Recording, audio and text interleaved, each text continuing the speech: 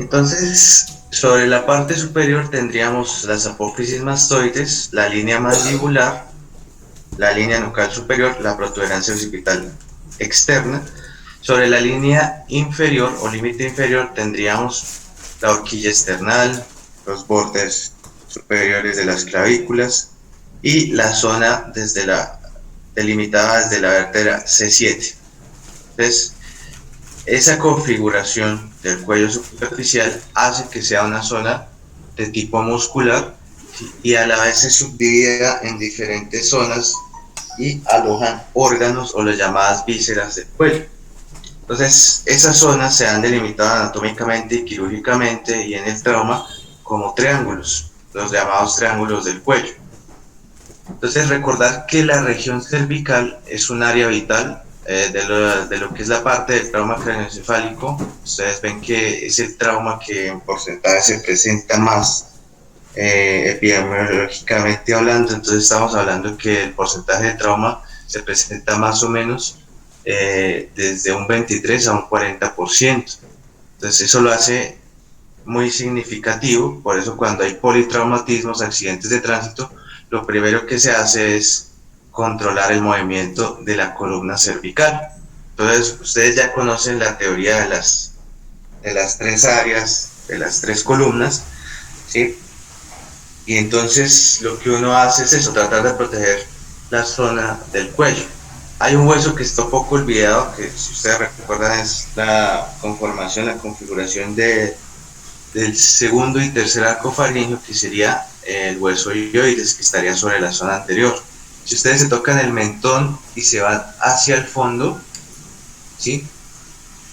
Entonces se tocan la punta del mentón y se van hacia la base de la mandíbula, la primera zona dura que encuentran es el hueso hioides. Si bajan con los dedos hacia el cartílago tiroides, que es la manzana notoria en algunos hombres, ¿sí? Podríamos ver la diferencia del hueso hioides y lo que es el cartílago tiroides. Entonces, ese esqueleto del cuello, o esa unidad del cuello, está formado por las vértebras cervicales, el hueso hioides, el manubrio externo de la clavícula, como veníamos hablando. Hay que tener en cuenta que el cuello es una región vital.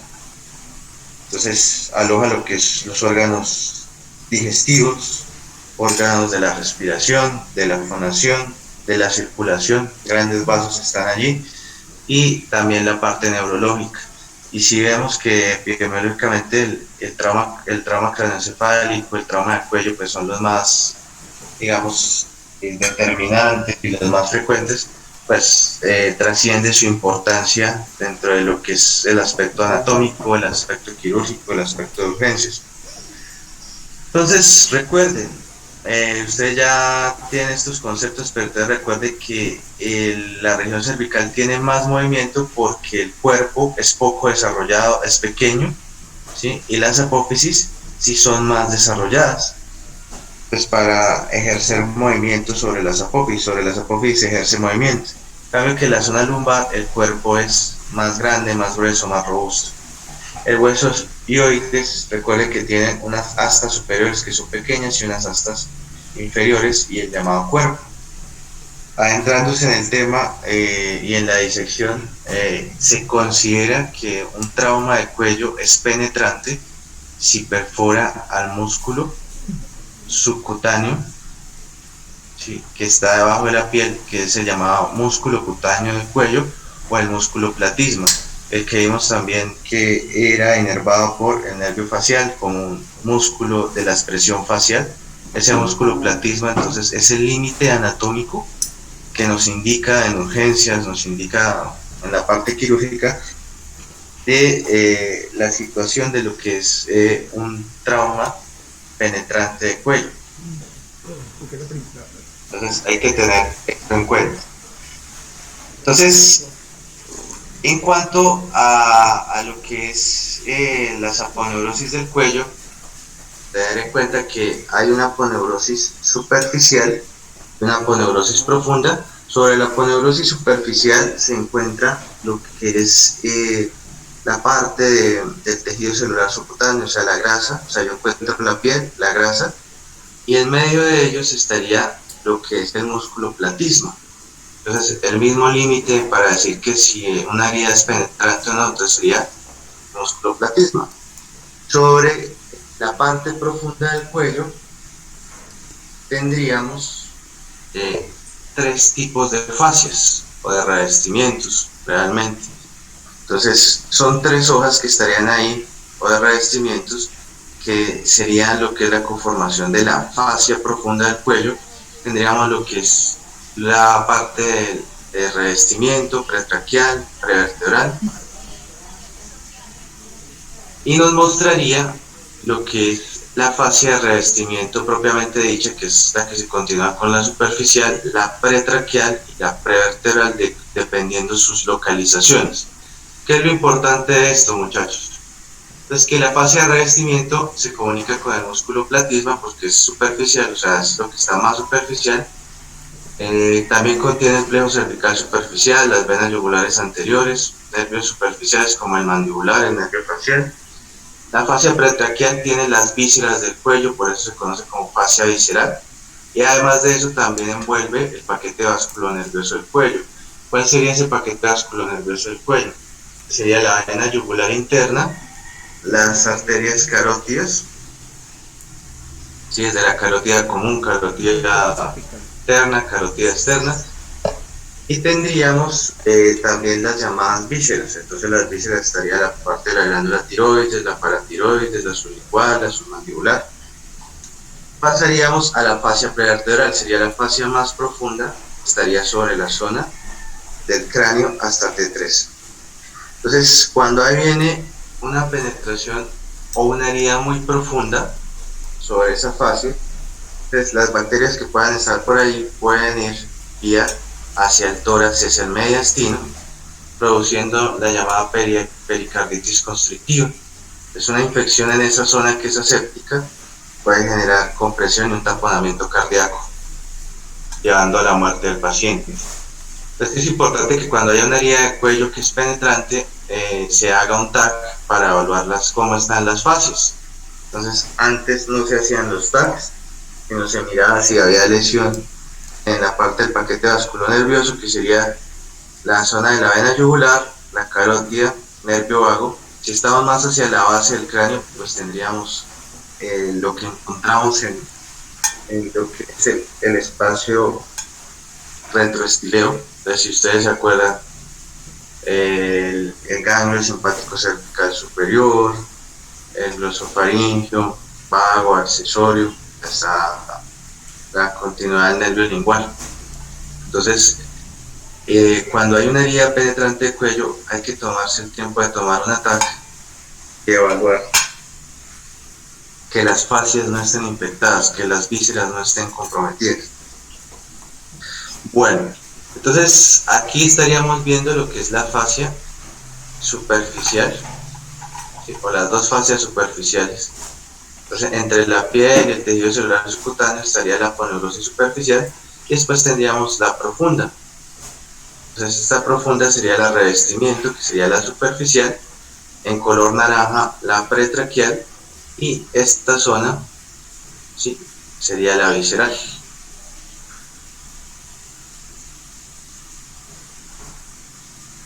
Pues ya teniendo claros esos conceptos de fascias, pasamos a la parte de los triángulos del cuello. Hay que tener en cuenta la línea media, el músculo esternocleidomastoideo, ¿sí?, y la zona del músculo trapecio. Entonces sucede que con la línea media del músculo esternocleidomastoideo, ¿sí?, yo divido en dos triángulos principales a mi cuello. Entonces tendría el triángulo anterior del cuello sobre esta zona, y tendría el triángulo posterior del cuello. Entonces, triángulo anterior en amarillo, triángulo posterior en azul. Entonces, este triángulo posterior del cuello, inicio por acá, está dividido a su vez en dos triángulos. Entonces, ustedes observarían acá que el triángulo posterior del cuello está formado por la clavícula, borde posterior o lateral del esternocleidomastoideo, ¿sí?, y el borde de las fibras ascendentes del esternocleidomastoideo, ¿sí? Sin embargo, uno lo puede decir fácilmente así: esternocleidomastoideo, trapecio y clavícula. Pero aquí entra a jugar otro músculo, que está en el ángulo superior del omóplato, va al cuerpo del yoides, que sería el homoyoideo. Entonces, ese me divide el triángulo posterior del cuello en dos triángulos, ¿sí? Como ustedes ven allí. Entonces, esos dos triángulos serían el triángulo occipital, el más representativo, y el triángulo supraclavicular.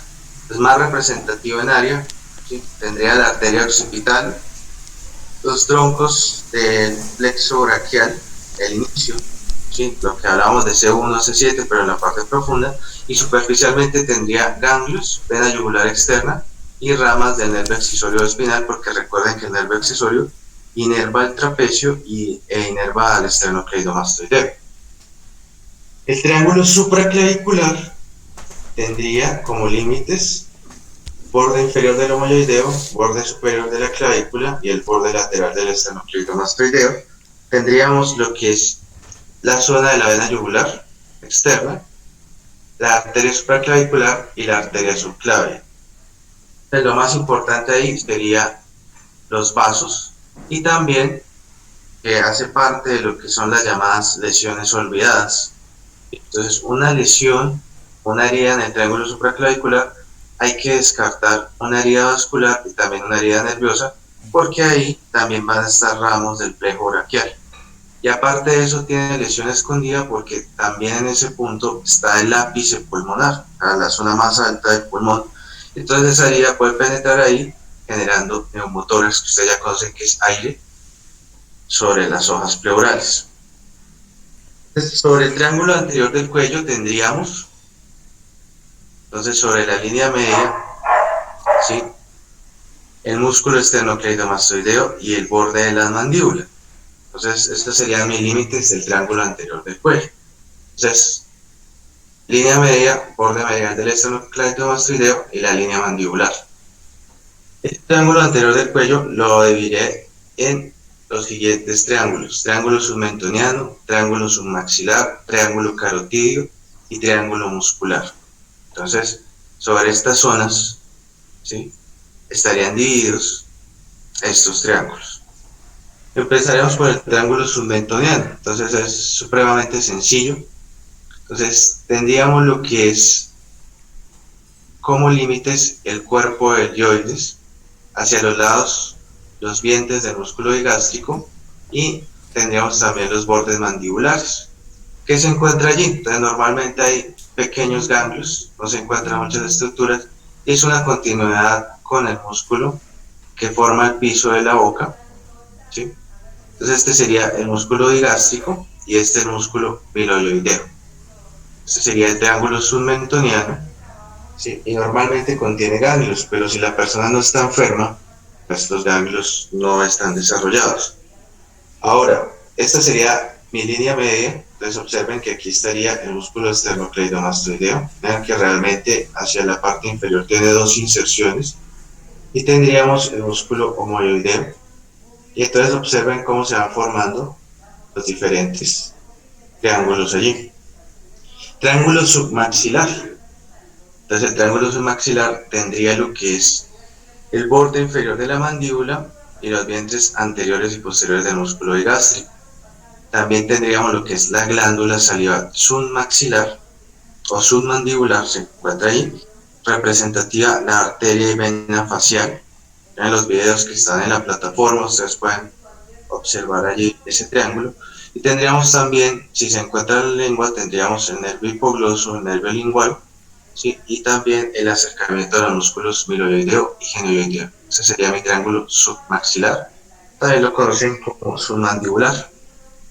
Triángulo carotídeo, entonces es este que ustedes delimitan acá. Es importante el esternocleidomastoideo y el homoyoideo, ¿sí?, y la zona del vientre posterior del digástrico y el estiloioideo van a formarme este triángulo. Ese triángulo contiene el paquete vasculonervioso del cuello, representado por la vena yugular, ¿sí?, la parte de las carótidas, puede estar el seno carotídeo, ¿sí?, y la parte del nervio vago, porque a esa altura puede ir el nervio vago.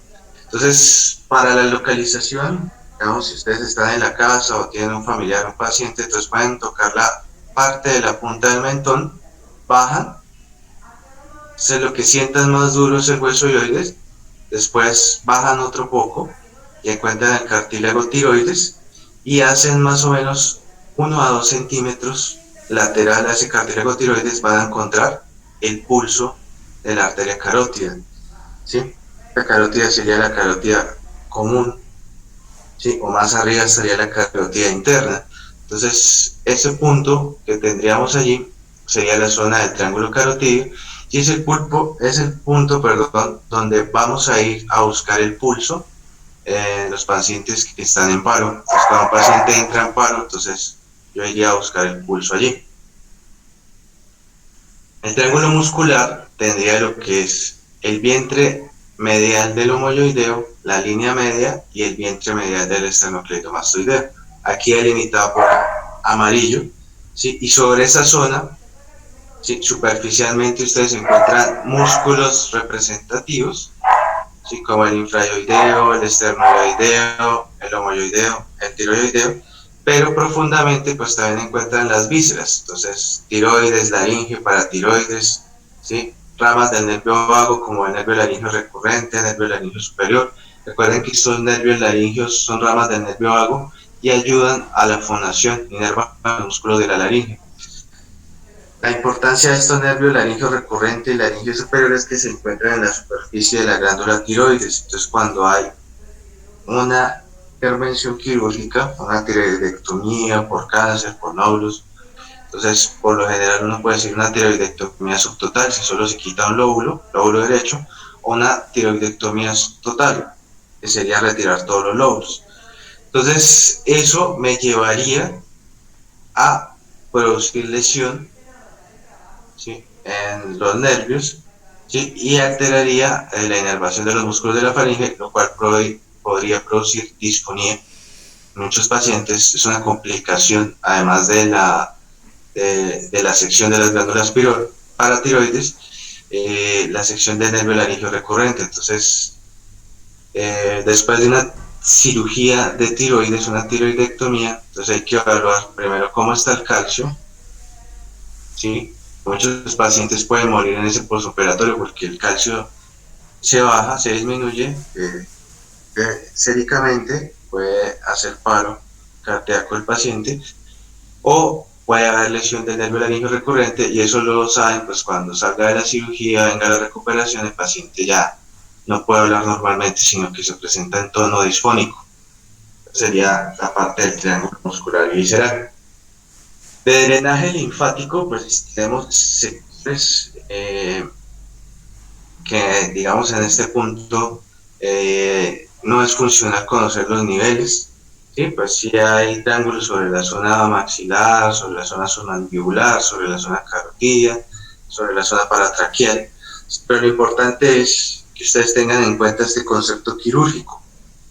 Entonces, niño que presente ganglios en el cuello, el 90% de esos ganglios son virales, ¿sí? Masas o ganglios en el cuello, el 90% son virales y el 10% puede ser cáncer. En cambio, en los adultos, si presentan una masa o ganglios en el cuello, el 90% pueden ser tumorales. Hay que tener en cuenta eso. Muchas personas empiezan a tocar el cuello en este momento, se pueden empapar.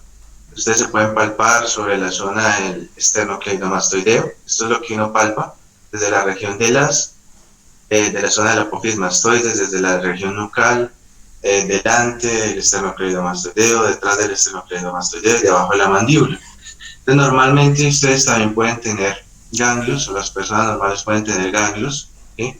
Porque muchas veces hay infecciones virales que se mantienen latentes, sobre todo la enfermedad del beso, que se transmite por besos, está por virus de Epstein-Barr. También hay enfermedades por virus como el citomegalovirus, que producen adenopatías. Entonces, cuando se inflama un ganglio, ustedes encuentran un ganglio inflamado en el cuello, se conoce como adenopatías o adenitis. Entonces, eso se puede presentar, sino que el sistema inmune mantiene a raya esa infección, Pero entonces yo les comentaba el semestre pasado, por ejemplo, personas que trabajan duro, que no tienen descanso, que ya se llegan al límite, por ejemplo, los médicos, algunas personas de la parte asistencial, quirúrgicos, urgencias, personas que trabajan con la parte de negocios, la parte militar, muchas veces el sistema inmune se deprime y aparece enfermedad por citomegalovirus, Epstein-Barr, que es una fatiga crónica. También se puede ver en pacientes con, o sea, es una enfermedad definitoria de pacientes con VIH, la enfermedad, la fatiga crónica o el Epstein-Barr, la enfermedad del beso. Con eso terminamos los triángulos del cuello. Entonces es importante que ustedes vuelvan a tener ese repaso. ¿Sí? Triángulo anterior, triángulo posterior. Sobre el triángulo posterior tendríamos triángulo occipital, triángulo supraclavicular. Recordar que aquí están las lesiones olvidadas. Entonces puede haber lesión de las subclaves, puede haber lesión del ápice pulmonar, puede haber neumotórax, puede haber lesión del plejo braquial. También tenemos los triángulos anteriores del cuello. Entonces submentoniano, submaxilar, ¿sí? El carotidio, que tiene el paquete vasculonervioso del cuello, y tendríamos el triángulo muscular y visceral, que tendría los músculos superficiales y las vísceras como laringe, tiroides, paratiroides, esófago, dentro de ese acercamiento.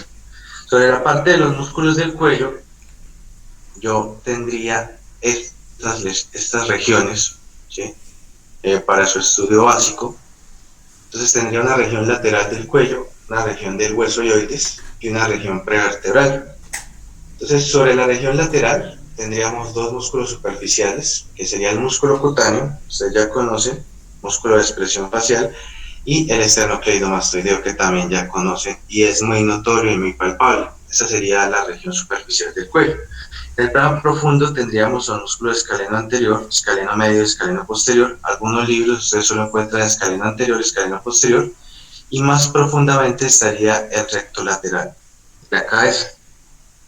Entonces aquí observamos músculo platisma, entonces músculo de la expresión facial, músculo que expresa angustia, está inervado por el nervio facial, ¿sí? Es el que me da el límite quirúrgico, el límite de penetración de una herida en el cuello, ¿sí? Entonces, ¿cuál es la importancia? Si está roto el músculo platisma, pues hay que explorar la herida porque puede haber lesiones más profundas sobre el cuello. El esternocleidomastoideo, entonces su nombre les dice las inserciones sobre apófisis mastoides, realmente la ranura gástrica, también sobre la clavícula, tercio medial, y también sobre la porción cleital del esternón, o sea, sobre su escotadura. Está inervado por el nervio espinal o accesorio, al igual que el músculo trapecio. ¿Sí? Ayuda con lo que es los movimientos, lo que se puede decir rotación, ¿sí? O desviaciones laterales del cuello. Los músculos escalenos, entonces más, con una porción más profunda, tendríamos lo que es el escaleno anterior, el medio y el posterior. Son elevadores costales, por eso se ven también en lo que es síndromes de dificultad respiratoria grave. Entonces cuando ya hay uso de musculatura accesoria, como los músculos del cuello, los músculos de la nariz, hay una dificultad respiratoria grave, sobre todo en los niños, no valora eso. Tirajes, uso de musculatura accesoria del cuello y aleteo nasal. Entonces tendríamos lo que es la parte de los escalenos anteriores. Siempre la orientación es que el escaleno anterior, ustedes lo van a encontrar, una porción media, va más o menos a lo que es las apófisis transversas de C3 a C5, y vamos a encontrar que él va a llegar sobre la zona de la primera costilla y va a estar delante del paquete vasculonervioso del cuello. Entonces, por eso es fácil de reconocer el escaleno anterior. Miren que aquí estaría el escaleno anterior, entonces detrás de él estaría el paquete vasculonervioso del cuello. Entonces, su inervación, entonces recuerden que son ramas de los plejos cervicales que vamos a ver más adelante. Por el contrario, el escaleno medio y el escaleno posterior, pues van a venir un poco más hacia abajo el escaleno posterior y un poco más hacia arriba el escaleno medio, pero se puede tomar desde C3 hasta C7. porque realmente se toma que estos dos son un solo músculo, lo que viene un fascículo que se va a insertar posterior sobre la segunda costilla, el medio sobre la primera costilla. Entonces, el medio estaría en lo que es detrás del paquete vasculonervioso del cuello, detrás del plejo braquial, detrás de la arteria y venas subclaves, estaría lo que son los escalenos. Inervación plejo cervical. Ya los movimientos de desviación lateral y rotación de la cabeza. El recto lateral de la cabeza es un pequeño músculo que estaría ya en esa región profunda y que iría desde esta zona del atlas hasta la zona occipital. ¿Sí? Ayuda también con lo que es la inclinación de la cabeza, ¿sí? Y pues está inervado también por la parte del plejo cervical. La zona del hueso ioides, entonces tener en cuenta que hay músculos que están arriba, entonces serían los suprayoideos, y hay músculos que están abajo, serían los infrayoideos. Los músculos suprayoideos lo que ayudarían es a elevar el ioides y los infrayoideos a deprimir el ioides, a descenderlo. Entonces los músculos suprayoideos e infrayoideos al final lo que hacen es ayudar a deglutir. Entonces cuando ustedes pasan el alimento o pasan saliva, estarían haciendo uso de esos 8 músculos supra e infrayoideos. Y de hecho muchos de los suprayoideos ya los conocen. Entonces empezamos con los infrayoideos. Entonces tendríamos lo que es el esternocleidoyoideo, el homoyoideo, el esternotiroideo y el tiroyoideo. Entonces básicamente los nombres dicen dónde dan sus inserciones. ¿Sí? Empezamos con el esternocleidoyoideo, entonces del esternón, ¿sí? Y la escotadora del esternón estaríamos yendo hacia el hueso ioides, músculo esternocleidoyoideo. Está inervado por una estructura nerviosa que se llama el asa del hipogloso, y como es infrayoideo se encargaría de deprimir el ioides. El homoyoideo estaría del cuerpo del ioides al borde superior o el ángulo superior del omoplato. También estaría inervado por el asa del hipogloso, deprime el ioides. El esternotiroideo estaría del borde lateral del cartílago tiroides a la zona cleido del esternón, y tendríamos lo que es inervación también por el asa del hipogloso. También, bueno, en esta zona ya deprimiría los cartílagos de la laringe y del ioides. Sería básicamente lo mismo, ayudar a deglutir. Y el tiroyoideo estaría el borde lateral del cartílago tiroides hacia lo que hueso ioides. Entonces vuelvo a repetir acá. Esternocleidoyoideo, homoyoideo, esternocleidoyoideo y tiroyoideo. Entonces es fácil. Están inervados todos por el asa del hipogloso y todos deprimen el hueso ioides. Los suprayoideos, entonces ustedes ya conocen muchos. Entonces el digástrico, el estiloioideo, el miloioideo y el genioideo. El genioideo, el músculo de la lengua, el miloioideo, el que forma el piso de la boca, el estiloioideo y el digástrico, entonces de las apófisis estiloides hacia el ioides, y el digástrico, un vértebra anterior desde la ranura gástrica, desde las apófisis mastoides hasta la apófisis genus de la mandíbula. Estos son músculos de la zona del piso de lo que es la boca. Ustedes ya tienen un acercamiento a ellos. El músculo Profe, buenos días, una pregunta. Cuando hay una inflamación de las amigdalitis, ¿estarían afectados esos dos músculos? Esas dos regiones de músculos. Entonces no, pero es interesante la pregunta, en el sentido de que primero hay que saber que las amígdalas, en términos de clínica y de cirugía, también se llama tónsilas, ¿sí? Y hay diferentes tipos de amígdalas.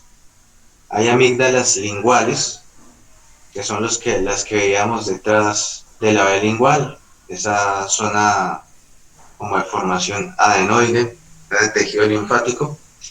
Hay amígdalas faringes, que veíamos en esa clase de boca también formada del arco palatuloso, palatofaringeo. Entonces, que esas son las que normalmente en consulta ustedes ven que el médico con un bajalenguas explora para ver si están infectadas, si tienen pus, eritema. están hipertrofiadas, o sea, más grandes de lo normal. Sí, entonces serían las amígdalas faringeas. Pero aparte de eso, hay una zona atrás que estarían las amígdalas palatinas y también hay una zona en la retrofaringe que estarían un tejido linfático que es las llamadas adenoides.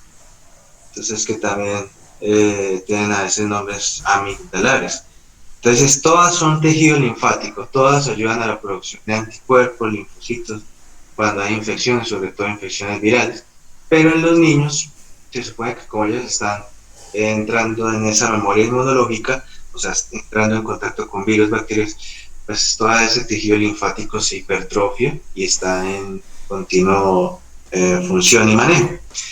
Entonces, cuando duelen las amígdalas, por lo general son las amígdalas faringeas, que las que ustedes encuentran ahí con el pajalenguas, las tonsilas faringeas, ¿sí? Pero pues muchas infecciones virales y muchas infecciones bacterianas pueden generar inflamación, pueden generar ganglios.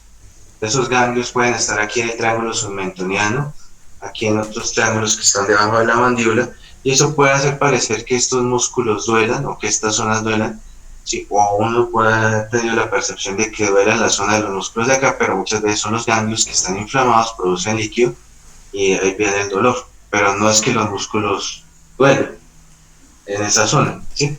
Cuando hay dolor muscular, por lo general son virus que producen, o sea, tipo dengue o, bueno, la mayor parte de virus de replicación en ganglios linfáticos produce mialgias y artralgias, o sea, dolores musculares y dolores de articulaciones, pero por lo general son en las manos, en las rodillas, en las piernas, ¿sí? No tanto acá. Entonces, Gracias, profe. Entonces el músculo digástrico tendría dos vientres. Importante que tengan en cuenta que el vientre posterior está inervado por el facial. Esta zona estaría inervada por el facial y el vientre anterior está inervado por el trigémino, la rama motora, P3. Entonces ellos, como están en la porción suprayoidea, ayudan a elevar el yoides. El estiloideo, entonces de apófisis estiloides a huesoioides, está inervado por el facial y es un músculo que eleva el yoides. El miloideo, el músculo que forma el piso de la boca, ustedes ya conocen, de apófisis genus hacia la zona del límite alveolar inferior, está inervado por el B3 del gémino también. Y el genioideo, que es un músculo de lo que es la lengua, de apófisis genus a la zona de la base del hueso yoide, ese músculo está inervado por el hipogloso, porque es un músculo de la lengua.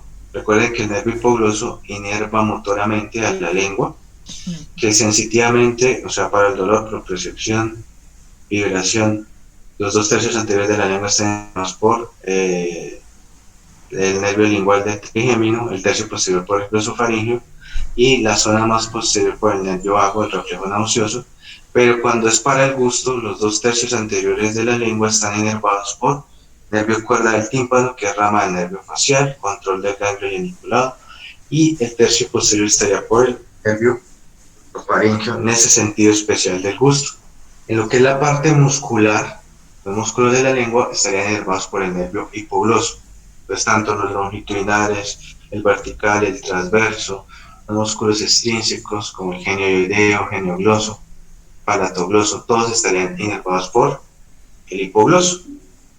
Entonces, haciendo aquí la parte de los suprayoideos, pues son más músculos de la caja bucal, como ustedes ya han visto, digástrico, es inervado por el facial, el B3, estiloideo por el facial, el miloideo por la zona del piso de la lengua, se ha inervado también por el B3, y el genioideo por el hipogloso. Esos serían los músculos suprayoideos. La región prevertebral tendría unos complejos musculares que van más hacia lo profundo, que sería recto anterior mayor de la cabeza, recto anterior menor de la cabeza y el músculo largo del cuello. Entonces, importante, bueno, lo veríamos en el anfiteatro. Entonces, observen cómo es el recto anterior mayor de la cabeza y observen cómo es el recto anterior menor de la cabeza. ¿Sí? Observen de dónde a dónde va y de dónde a dónde va. ¿Sí? Y observen hasta dónde llega el largo del cuello. Entonces, se puede decir en primer lugar que entonces los rectos anteriores, o sea, el complejo mayor y complejo minor de la cabeza, estarían un poco más superficiales. ¿Sí? Y entonces yo tendría lo que es el recto, el complejo mayor y el complejo minor. ¿Sí?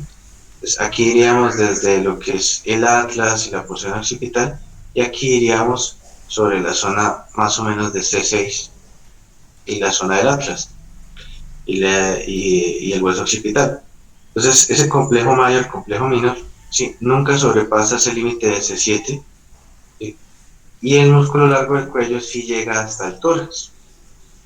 Entonces esa es la razón que ayuda a diferenciarlos.